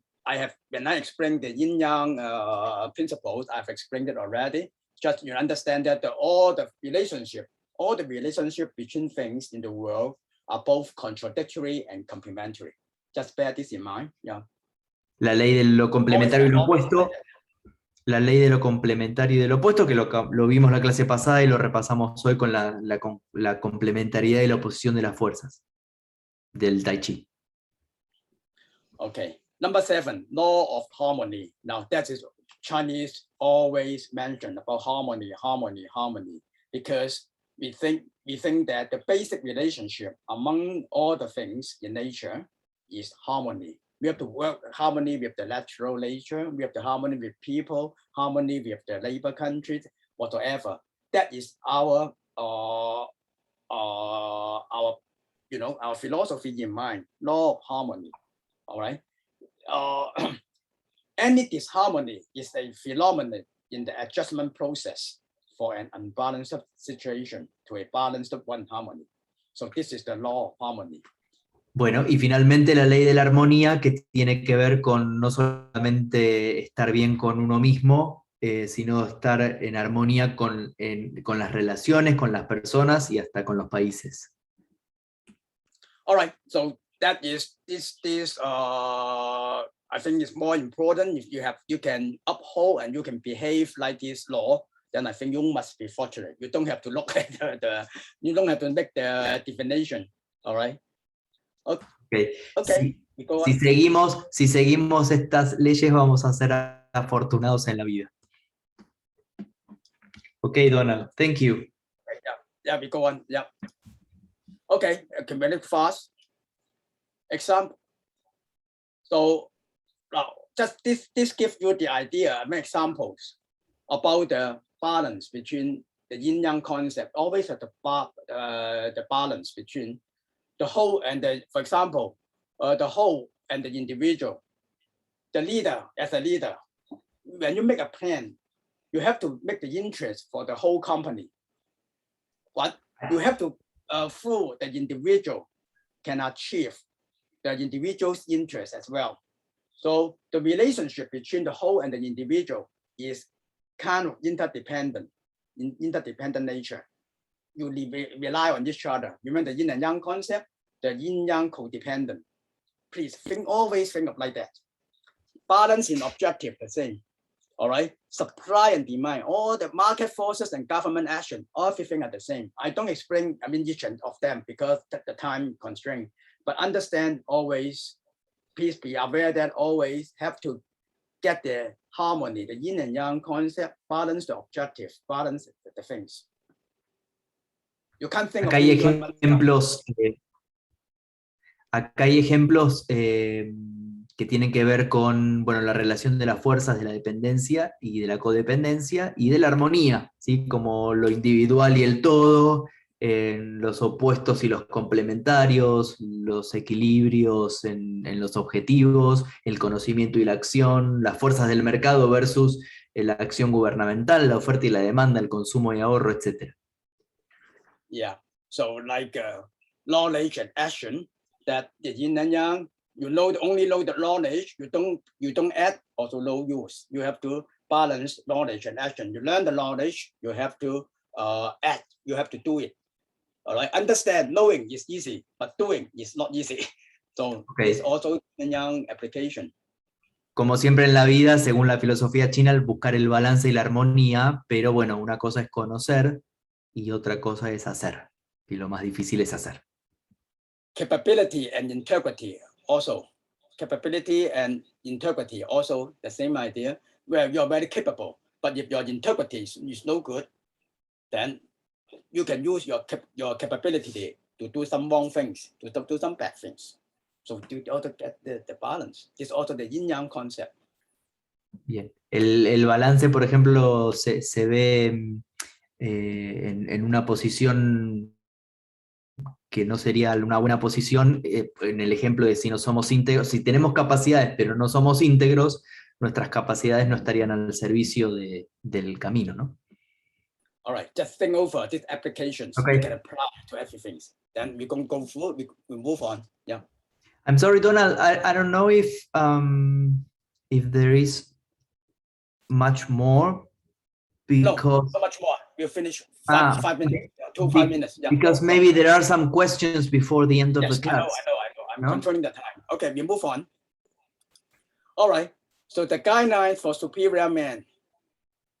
The basics for anyone who wishes to be a good leader. The guidelines. Now, I won't go through the guidelines, all listed there. It's really easy to understand. You can read it by yourself. But Okay. I just talk about this slide. The I Ching, the value of I Ching, can be a guidebook for how to do the right thing at the right time in order to be good and get rid of the evils. We talked about that already. Also, leadership principles that can be derived from the philosophy of I Ching. Look, this is also the classic book for the government leaders in the past. You know, in the Chinese, the emperor always study the I Ching. It will mean the same for any organization's leaders today. It's very good. And then it's a guideline for superior men. I always thought to superior men, the basic. This is the basic for anyone who wishes to be a good leader. I have listed the guidelines. Please translate. The way of teaching has 4 areas.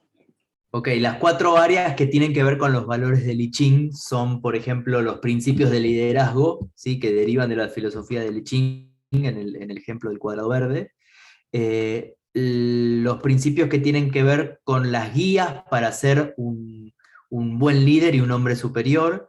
Y algo interesante que decía que para las organizaciones o los líderes de las organizaciones y los gobiernos, los principios del I Ching aplican tanto en el pasado como ahora. Y por último está la guía sobre cómo hacer las cosas correctas en el momento adecuado para hacer el bien y deshacernos de lo malo. Estos son los 4 grandes cuadrantes de los valores del I Ching.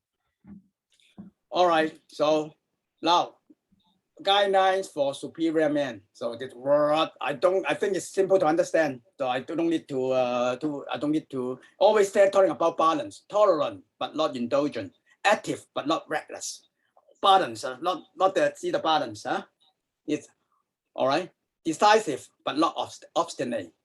Modest but not servile. All right, you can read it. You can read it by yourself. Esto después, 40 rules. Yeah. esto después en la presentación lo podemos leer, son aproximadamente unas 40 líneas, ¿sí? Pero que tiene que ver con esto de la armonía, ¿no? Como por ejemplo, exteriormente gentil y elegante, pero interiormente fuerte y vital, o tolerante, pero no permisivo. Bueno, esto es después para que cada uno lo pueda leer e ir aplicando. Yeah, you can see the guidelines always balance. You have to do that, but be careful not to go to another extreme. All right, you can see that. All right, so I don't go through it. I think this 40, you easy to understand it. Always understand that the I Ching point of view will not ask you only do and to go to one extreme. Never. We must balance. All right, then that is you can be a superior man. These are principles for the young. All right, calm and cautious. All right. I think I finished the presentation. And any questions? Yeah. Thank you, Donald.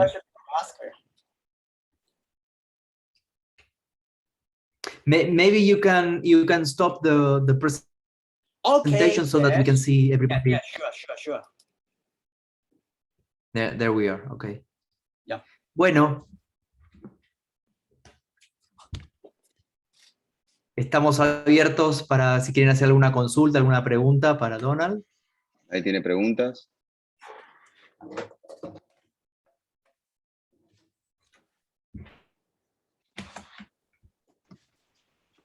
Mientras piensan las preguntas, a mí me gustaría hacer como una especie de reflexión para tomar lo que nos estuvo enseñando Donald y digamos, esta filosofía que tiene tantos miles de años, que es este concepto de el balance y del cambio.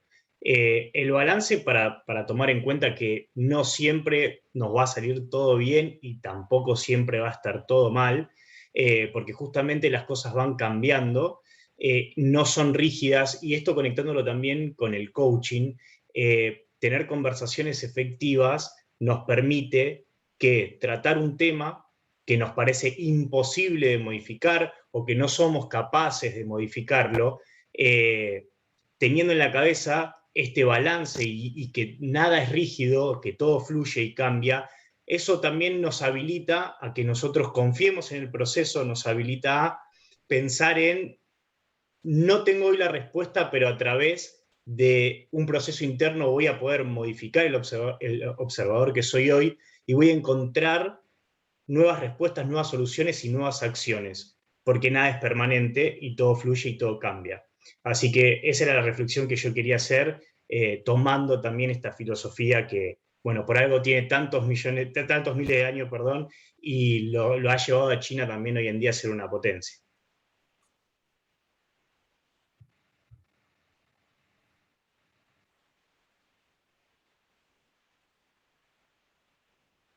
Bueno, ¿alguien quiere compartir alguna reflexión que haya tenido de estas 2 masterclass? Ya que no hay preguntas. A mí, hola, ¿cómo están? A mí me gustaría ahí, Summer, bueno, compartir una reflexión que me hace mucho ruido con respecto a eso, ¿no? La vida misma de encontrar el balance, pero buscar esas posibilidades, ¿no? Estar buscando algo cuando nos sentimos atorados en alguna situación, cualquier aspecto de la vida. Y ir buscándolo, pero también entender que la vida, o sea, tiene un balance y un desbalance, y ir por ese lado. O sea, a mí me hace mucho ruido digo, las cosas cuando me pasa algo que no me gusta o que no me suma, entiendo que tiene que ser así, y que no puedo luchar contra eso. y sí entiendo estar consciente en ese momento de saber resolverlo o saber dejar pasar el tiempo y buscar esa solución. Creo que eso tiene, para mí es como un balance, un equilibrio de buscar qué puedo hacer, y que la vida tiene esas cosas, tiene como nuestras cosas buenas y nuestras cosas malas. O sea, nunca va a ser tal cual. la perfección. We are making some reflection about the masterclass. Y yo creo también, sumado a lo que decía Sergio recién, que en algún punto, hasta dentro de ese balance, es necesario el caos, es necesario el desbalance, ¿sí? Porque si no hubiese desbalance, no habría balance. Muchas veces este desbalance se puede representar en una crisis existencial de una persona, nuestra o de una persona, y también a aprender a aceptar que por más que haya cosas que no entendemos, es parte del balance, ese desbalance. Muchas veces una crisis existencial lo que hace es romper partes nuestras de nuestra identidad, ¿sí? Dejarlas caer para generar y construir nuevas partes, para un nuevo balance. Porque el mundo es un movimiento constante, el ser humano también. Entonces, en ese movimiento constante, imagínense esto. Si yo estoy haciendo un balance en una cuerda fija, ¿sí? Y logro el balance, yo me puedo quedar ahí años si soy bueno en eso. Pero la diferencia es que en la vida, el mundo, el universo, tal cual lo hablamos hace un rato, y creo que en la MasterClass 1 también, no es una cuerda fija, es una cuerda en movimiento. Entonces el balance que me sirvió, quizá a la primera hora, si la cuerda se mueve, ya no me sirve. Entonces, en base a ese nuevo desbalance, tengo que generar un nuevo balance. Y eso creo que es un poco la magia de la vida, y creo que es más que nada la mirada más rica que tiene quizá el budismo en sí, el I Ching y la filosofía oriental, ¿no? Esto que estamos hablando, que estás diciendo vos, Samer, también tiene que ver con la noción del wu chi, ¿no? Con el fluir, ¿no? El entregarse a lo que sucede y lo que venga viene y el mensaje, ¿no? Exacto. Bueno, Sifu, in name of everybody who's here, thank you very much for your time. We know that you make, you put a lot of hours of your life for make that masterclass. I know, and we know that it's not easy make something so deep in the translate of English just for us. So in name of everyone and Tao Academy, I want to say that for you today, the old people who live this have a different way to see the life. So I think that this is the best point that you can. Okay. Yeah. All right. Yeah, it's my pleasure, and to share this. I mean, my limited. I may say I'm still studying. I'm still studying the I Ching. Yeah, but I'm happy to share this knowledge with those who are interested in it, and I think this is so valuable and beneficial. Yeah, to understand that, then this can be kind of how to behave, and also not. I mean, for the Wing Chun people, I mean, my students know that it can always apply to the to our Wing Chun. It also can help you understand better the origin of the principle behind our technique. It also have this yin yang concept, I Ching Ching Ching concept. Yeah, but then that is, I think, for those who have attended my seminars, they will know better how I apply it. But I think that's good for them. This is my first time to explain, to teach this yin yang concept or I Ching concept in a systematic and holistic way. Then they can understand. They can understand better when I talk about this. When I teach this in the perspective of Wing Chun, then they can understand better, because now they all have the background information, the Tai Chi development, from Wu Chi, Tai Chi. Yeah. So. Yeah. Seba, ¿querés En seguir? pocas palabras, lo que dice Donald es que él está agradecido y que es algo que él todavía sigue estudiando y que seguirá estudiando, pero que el objetivo un poco de compartir esto es que nos empecemos a dar cuenta de los lineamientos generales para poder ir de alguna manera tomando lo que nos sirva para poder darle una mirada diferente y ir aplicándolo a las situaciones de la vida que nos pasan. Y creo que una de las cosas más importantes que nos deja estas dos masterclass y este nuevo conocimiento, una mirada diferente, es darnos el espacio a poder cuestionarnos, ¿no? Que quizás muchas creencias aprendidas o que la vida nos mostró, darnos el lujo de cuestionarnos y que quizá no todo sea tan como nosotros creemos que es. Y una de las cosas que quiero recortar como importante es que recién el Sifu dijo, yo sigo estudiando. Y una de las frases que suena en nuestra academia y en nuestra formación es que en algún punto un coach, en alguna parte de su carrera y de su vida, se declara un eterno aprendiz. Y para eso se requiere humildad. Y acá tenemos un hombre de mucha humildad. Así que, ¿algo más para agregar, chicos? No. Agregar que nosotros vamos a seguir trabajando, ya estamos pensando en la próxima masterclass, también gratuita. Seguramente interactuemos con la gente que nos siga en Instagram. Ahí pongo el Instagram que nosotros tenemos, si no nos están siguiendo, para poder entre todos, toda la comunidad que tenemos en Instagram, pensar qué les gustaría que toquemos en la próxima masterclass. Seguramente la estemos haciendo nosotros, con los temas que realmente ustedes quieran también escuchar. Acá hicimos una propuesta, pero la próxima es pensarla entre todos. Así que nada, los invito a los que no nos sigan en Instagram para eso. Y va a ser dentro de este año, así que dentro de poquito ya van a tener noticias y todos los que participaron de esta van a estar invitados y les vamos a estar pasando el link cuando suceda.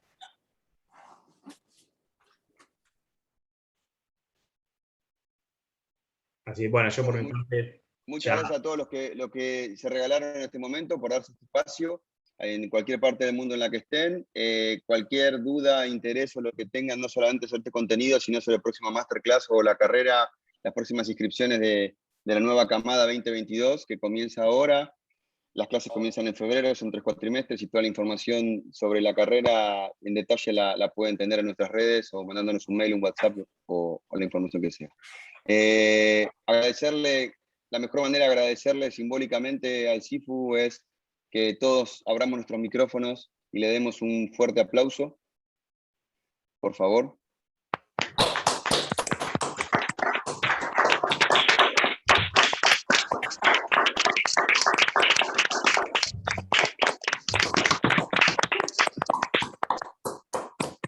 Thank you very much, Sifu, for everything. Pleasure. Yeah, you're always welcome. Yeah. It's an honor for us to you be here, giving that information and that way to see the life. Everything is new for us, so thank you very much.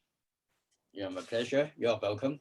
Otro aplauso, por favor, para Sebastian Ortiz, nuestro gran profesor de filosofía y ontología, que hizo un trabajo enorme de interpretación. Gracias. Y un último aplauso para todos ustedes, cada uno de ustedes en sus casas se regalaron esta hora, estas 2 horas de hoy y el otro día.